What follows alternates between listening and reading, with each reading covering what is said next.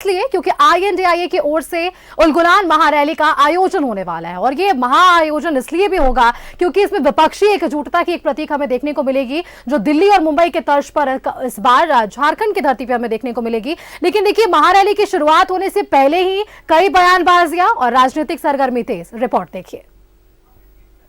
JMM की न्याय Ulgulan rally, Ranchi के प्रभात तारा मैदान में रैली का आयोजन, इंडिया गठबंधन के बड़े नेताओं को निमंत्रण, रैली को सफल बनाने में जुटा इंडिया गठबंधन।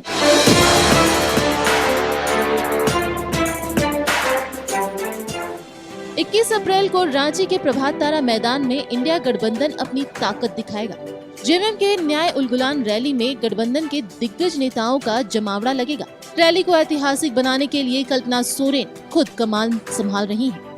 रविवार को कल्पना सोरेन ने अपने आवास पर गठबंधन के नेताओं के साथ बैठक की, जिसमें महारैली की सफलता के लिए रणनीति पर चर्चा की गई। बैठक में प्रदेश कांग्रेस प्रभारी गुलाम अहमद मीर, PCC अध्यक्ष राजेश ठाकुर, RJD कोटे के मंत्री सत्यानंद भोक्ता, महासचिव कैलाश यादव, माले विधायक विनोद सिंह, जेएमएम महासचिव विनोद पांडे शामिल हुए।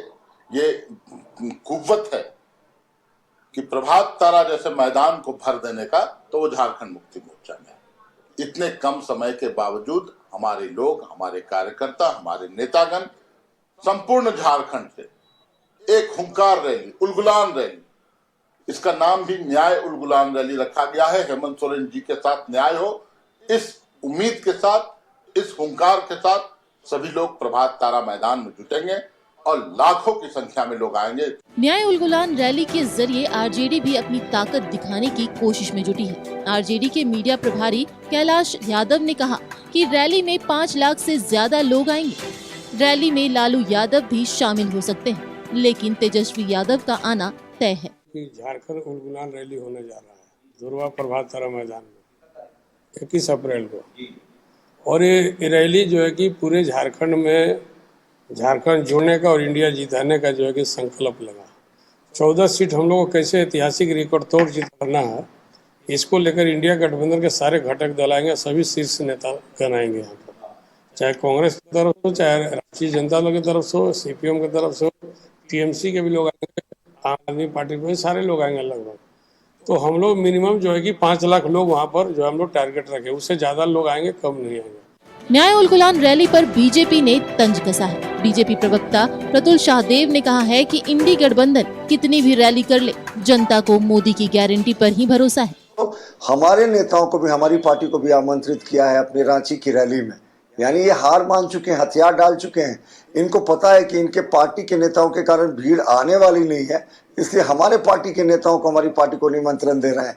लेकिन साहब, एक बार खुद से हाथ आजमाइश करके देख लीजिए, आपको पता चल जाएगा रियलिटी चेक कि कितनी भीड़ आ रही है और कितने लोग आपको सुनने आ रहे हैं। मुंबई और दिल्ली के बाद रांची में इंडिया गठबंधन अपनी ताकत दिखाएगा।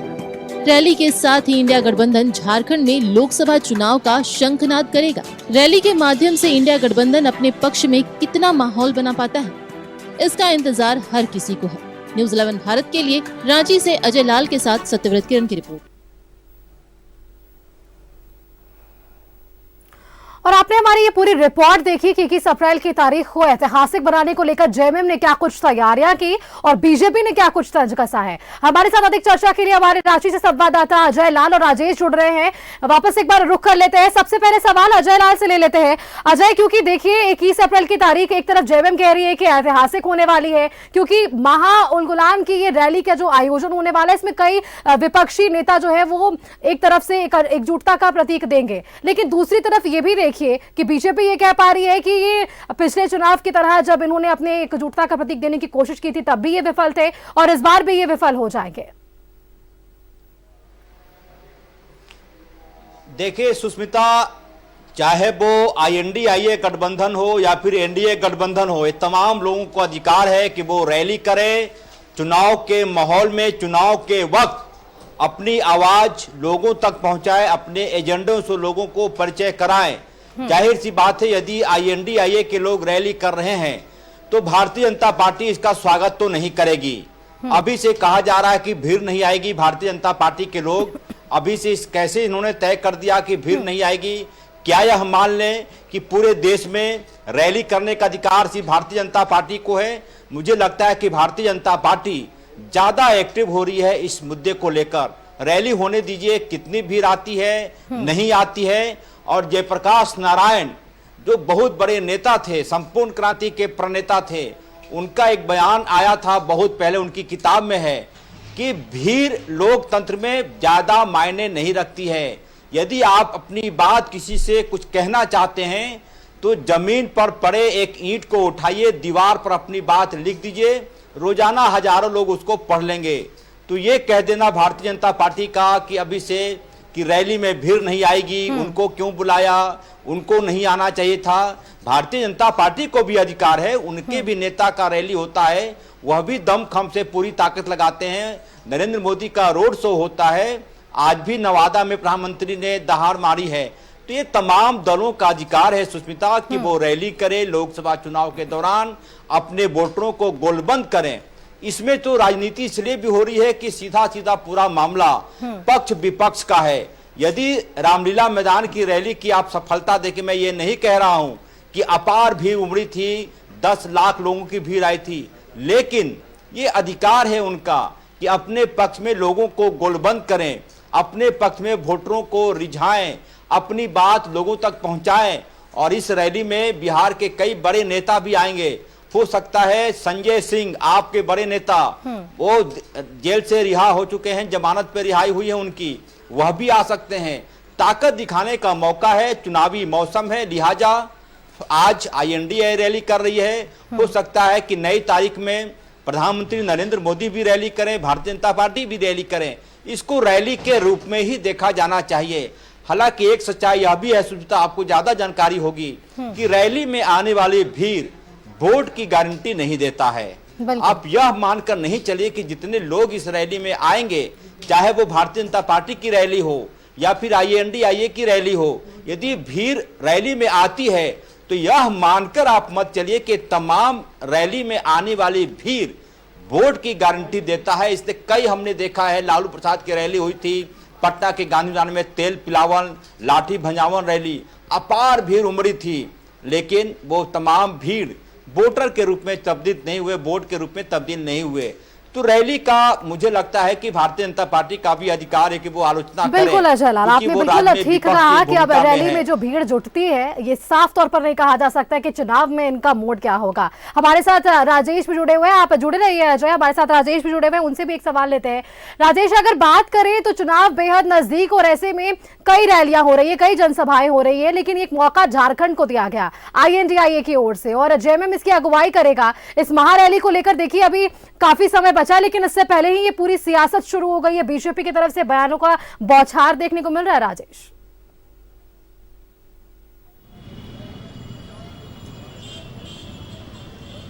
हाँ देखिए, अब ज़्यादा समय है नहीं। वैसे आप देखें कि 15 दिनों के बाद, रामनवमी के बाद यह रैली होगी, 21 अप्रैल को रैली होनी है। और जिस प्रकार से देश भर में INDIA जो है, जो गठबंधन है, जो भाजपा विरोधी, NDA विरोधी गठबंधन है, वो सब एक होने का प्रयास कर रहा है। अब बीजेपी चूँकि केंद्र में शासन है उसका, और केंद्रीय स्तर पर चूंकि लोकसभा का चुनाव हो रहा है, ऐसे में राष्ट्रीय स्तर पर एकजुटता जो विरोधियों की है वह प्रदर्शित करने की कोशिश की जा रही है। अच्छी बात है, लोकतंत्र में मजबूत विरोधी होने चाहिए, विपक्ष होना ही चाहिए, लेकिन सभी की मंशा एक हो, सभी में लॉयल्टी हो तो अच्छी बात है। यह लोकतंत्र में जरूरी भी है। बीजेपी इसलिए हमेशा कटाक्ष करती रहती है विपक्ष पर, चाहे वो कांग्रेस हो या फिर झारखंड के संदर्भ में कहें JMM, अन्य दलों पर, कि मूलतः ये लोग एक हैं नहीं, इनकी अपनी कमजोरियां हैं, इनके पास कोई विजन नहीं है और ना ही कोई ऐसा एजेंडा है जिसको लेकर ये बीजेपी को परास्त कर सके। लिहाजा ये तीसरी बार एक बार फिर से सरकार बनाने की चाहत रखने है, कोई गलत बात नहीं है। बीजेपी और NDA के लोगों के लिए पूरे प्रयास हो रहे हैं। देश में देखिए लोकसभा चुनाव की प्रक्रिया चल रही है और चुनाव प्रचार भी धुआंधार हो रहा है। जहां भी नॉमिनेशंस हो गए हैं, चुनाव प्रचार हैं और पोलिंग होने हैं। 2 चरण के लिए तो चुनाव प्रचार एकदम अंतिम चरण में है। आप ये समझे कि प्रधानमंत्री हों, आज भी 3 सभाएं उन्होंने की है, बिहार के नवादा में किया है, बंगाल के न्यू जलपाईगुड़ी में किया है, इसके अलावा जबलपुर में किया है। यहाँ पर जो इंडिया अलायंस का जो रैली होने वाली है, इसमें चूंकि झारखंड में गठबंधन सरकार है, झारखंड मुक्ति मोर्चा कांग्रेस राजद की सरकार है, पूरा प्रयास होगा कि एकजुट हो, एक ताकत बने। आपने देखा कि अभी रामलीला मैदान में जो सभी लोग इकट्ठा हुए थे, जो मूलतः ईडी और केंद्रीय एजेंसियों के द्वारा जो कार्रवाई की जा रही है उसके खिलाफ हो रहे थे, चूंकि अरविंद तो केजरीवाल बिल्कुल राजेश, कुल मिलाकर कहा जा सकता है कि दिल्ली और मुंबई की तर्ज पे INDIA की जो एकजुटता के परिचय और जो मजबूती वहां देखने को मिली थी, यही मजबूती अब झारखंड की धरती पर देखने को मिलेगी। बहुत बहुत धन्यवाद राजेश आपका और अजय लाल आपका हमारे साथ जुड़ने के लिए और इस विषय पर हमसे हमारे साथ बातचीत करने के लिए कि जिस तरीके से 21 अप्रैल की तारीख को ऐतिहासिक बनाने में INDIA जुड़ा हुआ है, लेकिन बीजेपी भी पीछे नहीं है और बीजेपी इन तमाम मुद्दों को लेकर मुखर है।